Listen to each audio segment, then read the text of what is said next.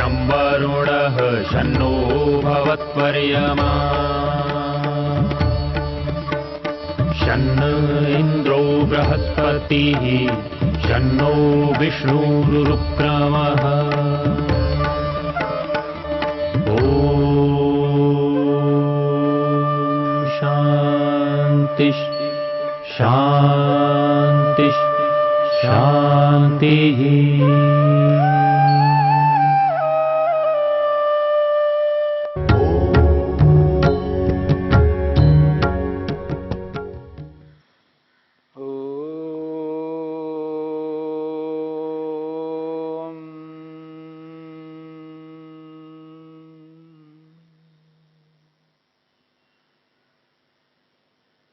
मन को एकाग्र करने के उपायों पर विचार चल रहा है।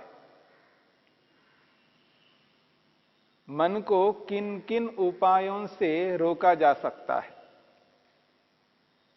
अर्थात ऐसा उपाय जिस उपाय को अपनाने पर मन एकाग्र हो सकता है। मन को एकाग्र करने के अलग अलग उपायों को बताते हुए महर्षि पतंजलि ने एक उपाय बताया है जिसका नाम है प्राणायाम। प्राणायाम के माध्यम से मन को एकाग्र किया जाता है। किस प्रकार एकाग्र किया जाता है, इस बात को लेकर के आपके सामने कुछ बातें रखी। हम जो श्वास प्रश्वास लेते हैं, जो हमारा श्वास और प्रश्वास निरंतर जो चल रहा है, उस गति को समझने का प्रयत्न करना है। जो सांसें हम ले रहे हैं वो किस प्रकार से ले रहे हैं। योगाभ्यासी व्यक्ति को विशेष रूप से अपने श्वास प्रश्वास पर ध्यान देना पड़ता है। आयुर्विज्ञान की दृष्टि से, आयुर्वेद की दृष्टि से या आज का जो मेडिकल साइंस है उसके अनुसार जो हम श्वास और प्रश्वास लेते हैं, 1 मिनट में 14, 15, 16, 17 बार, 18 बार व्यक्ति सांसें लेता है। 14, 15, 16, 17, 18 बार।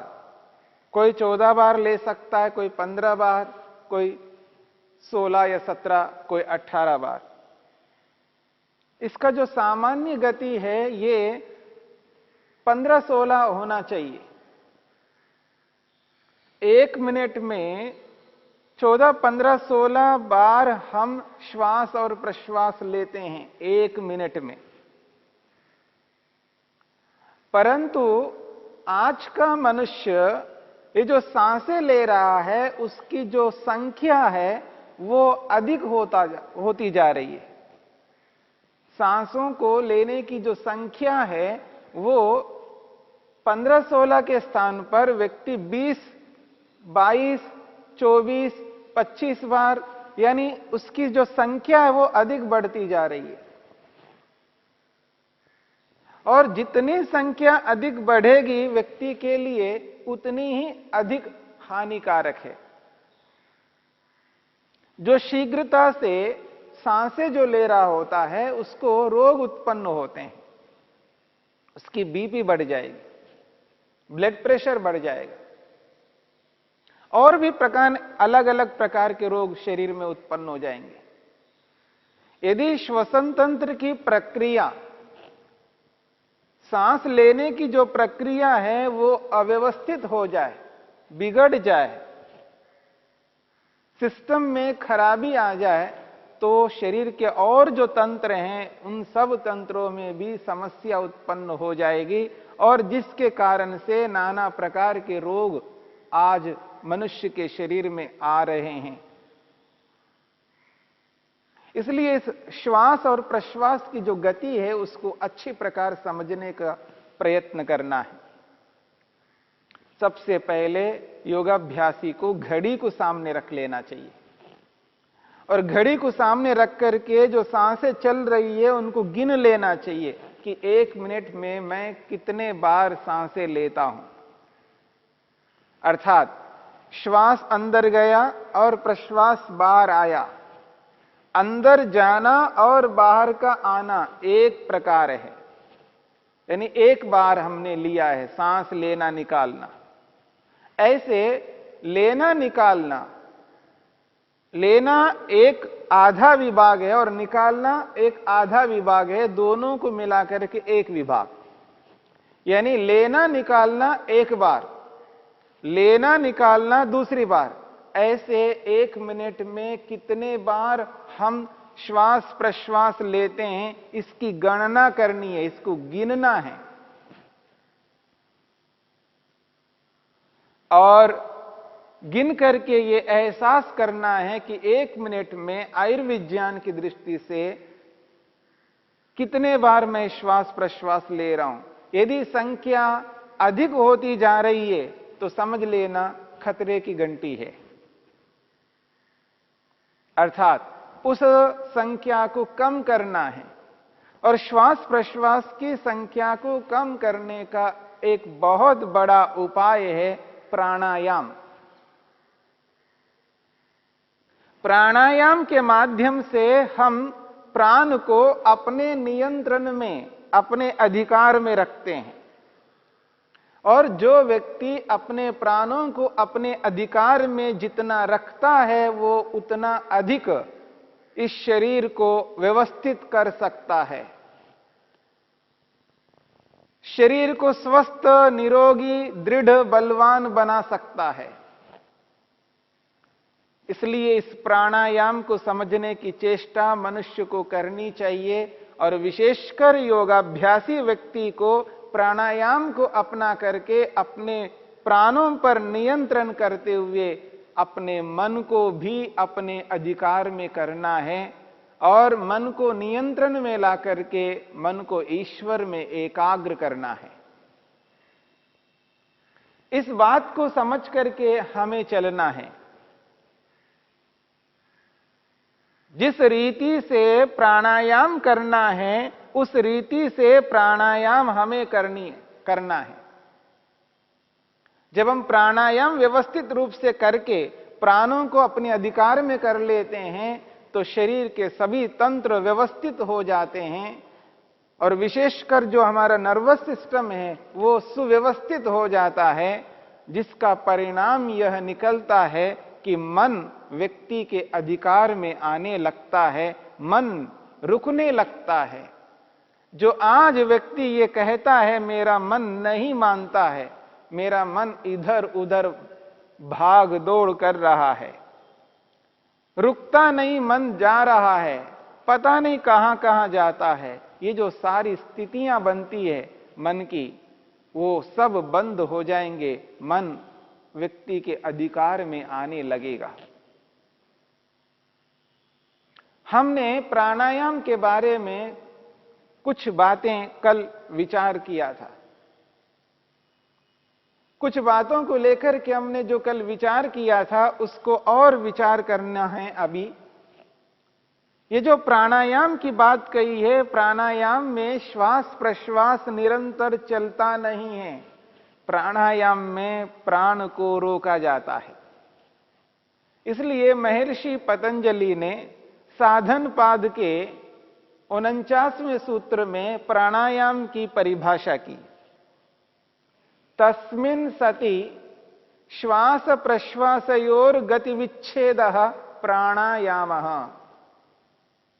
वो कहते हैं श्वास प्रश्वासयोर गति विच्छेदः, ये जो श्वास और प्रश्वास, बाहर से प्राणों को अंदर लेना श्वास और अंदर के प्राणों को बाहर निकालना प्रश्वास, ये जो श्वास और प्रश्वास हम कर रहे हैं, जो निरंतर चल रही है गति, इस गति का विच्छेद करना, श्वास प्रश्वास की गति को रोकना। विच्छेद का मतलब है रोकना।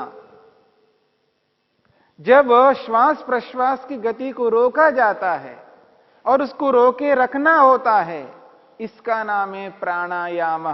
प्राणायाम। जब प्राण को रोक लिया जाता है, सांसें रुक जाती है, तो शरीर के जितने भी तंत्र हैं वो सारे के सारे तंत्र अलर्ट हो जाते हैं, सावधान हो जाते हैं। और जो इंद्रियां कार्य कर रही हैं हमारे शरीर में, ज्ञानेंद्रियां ज्ञान को प्राप्त करने का कार्य, कर्मेंद्रिया कर्मों को करने का कार्य कर रही हैं, वो इंद्रियां भी रुक जाती हैं।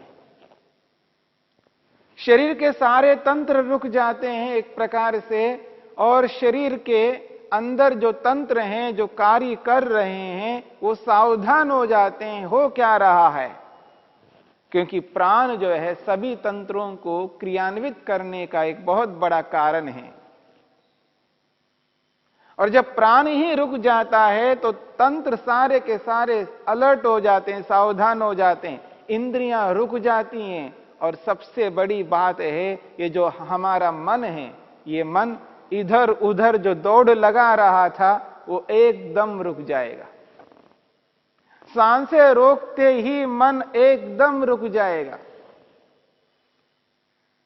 और उस रुके हुए मन को हम ईश्वर में एकाग्र करेंगे, क्योंकि हमें ध्यान करना है, ईश्वर का ध्यान करना है, ईश्वर का जप करना है। ईश्वर का जप ध्यान करते हुए ईश्वर की समाधि लगानी है, यानी ईश्वर का दर्शन करना है, ईश्वर का साक्षात्कार करना है। इसलिए प्राणायाम को समझना है। तो प्राणों को रोकते ही शरीर के सारे तंत्र सावधान हो जाते हैं, इंद्रियां रुक जाती हैं, मन नियंत्रण में आ जाता है। यानी मन आत्मा के वश में आ जाता है, और वश में आए हुए मन को ईश्वर में एकाग्र करने में अत्यंत सरलता होती है, सहजता होती है। आसानी से मन को ईश्वर में एकाग्र कर पाएंगे। महर्षि पतंजलि ने इसी के लिए यहां पर समाधि पाद में इस 34वें सूत्र में यही बात कही है, प्रच्छर्दन विधारणाभ्याम वा प्राणस्य। प्रच्छर्दन और विधारण के माध्यम से प्राण को रोका जाता है, यानी प्राणायाम किया जाता है। उस प्राणायाम के माध्यम से मन को एकाग्र किया जाता है। आपके सामने बता रहा था प्रच्छर्दन किसको कहते हैं। दो शब्द इस सूत्र में आए हैं, एक है प्रच्छर्दन और एक है विधारण। प्रच्छर्दन की व्याख्या करते हुए महर्षि वेदव्यास ने स्पष्ट किया है, कोष्ठ्यस्य वायोर नासिकापुटाभ्याम प्रयत्न विशेषाद वमनम प्रच्छर्दनम। महर्षि पतंजलि कहते हैं, कोष्ठ्यस्य वायोः नासिकापुटाभ्याम प्रयत्न विशेषाद वमनम प्रच्छर्दनम। महर्षि वेदव्यास कहते हैं, कोष्ठ्यस्य वायोः, कोष्ठ कहते हैं लंग्स को, फेफड़ों को, फेफड़ों में स्थित प्राण को, वायोः प्राण को, नासिका पुटाभ्याम नासिका के दोनों छिद्रों के माध्यम से, प्रयत्न विशेषाद विशेष प्रयत्न से, वमनम बाहर निकालना, इसका नाम है प्रच्छर्दन। महर्षि वेदव्यास ने परिभाषा के अंदर दो शब्द विशेष रूप से उल्लेखित किया है, एक है प्रयत्न विशेष और दूसरा है वमन।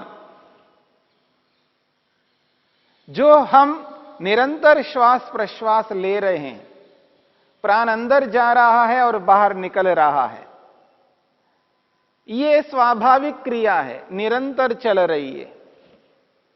इस स्वाभाविक क्रिया से हम अधिक से अधिक प्राण को अंदर नहीं भर सकते और अधिक से अधिक प्राणों को बाहर नहीं निकाल सकते।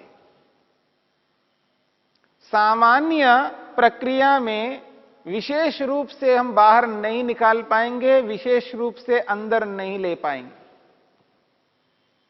इसलिए महर्षि वेदव्यास ने स्पष्ट किया है, लंग्स में, फेफड़ों में स्थित जो वायु है, प्राण है, उसको बाहर निकालना है, अधिक से अधिक निकालना है।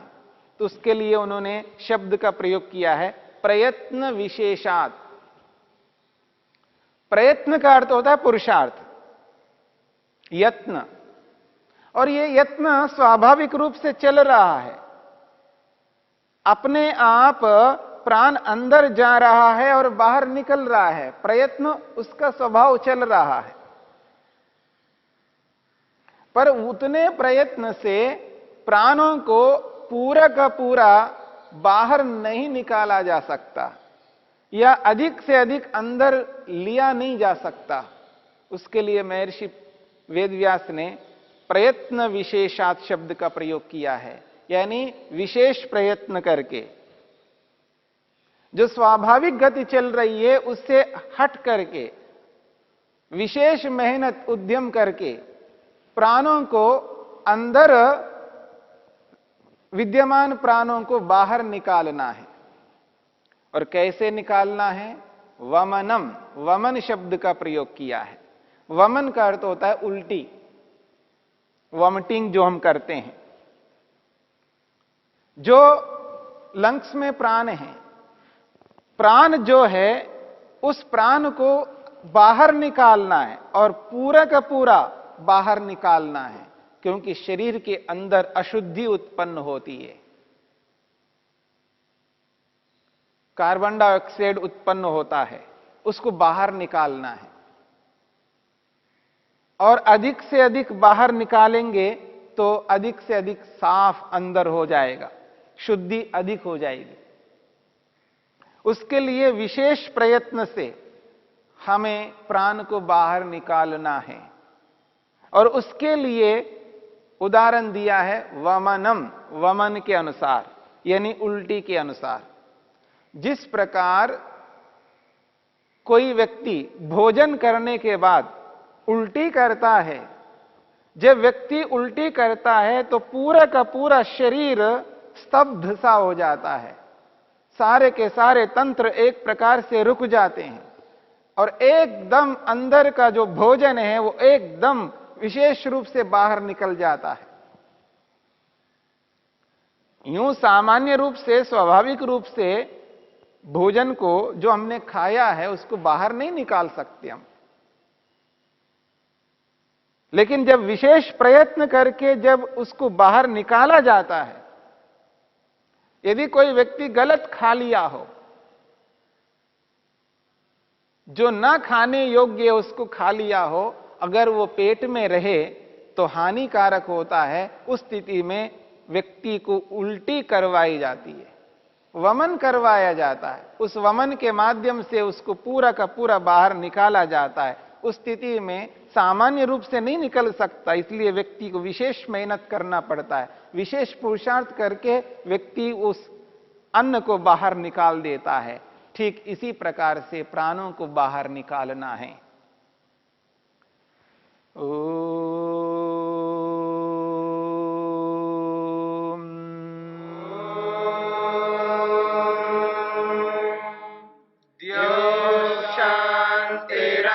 शांतिरंतरिक्षं शांति पृथिवी शांतिरापः शांतिरोषधयः शांतिः वनस्पतयः शांतिर्विश्वे देवा शांतिर्ब्रह्म शांति सर्वं शांति शांतिरेव शांति श्यामा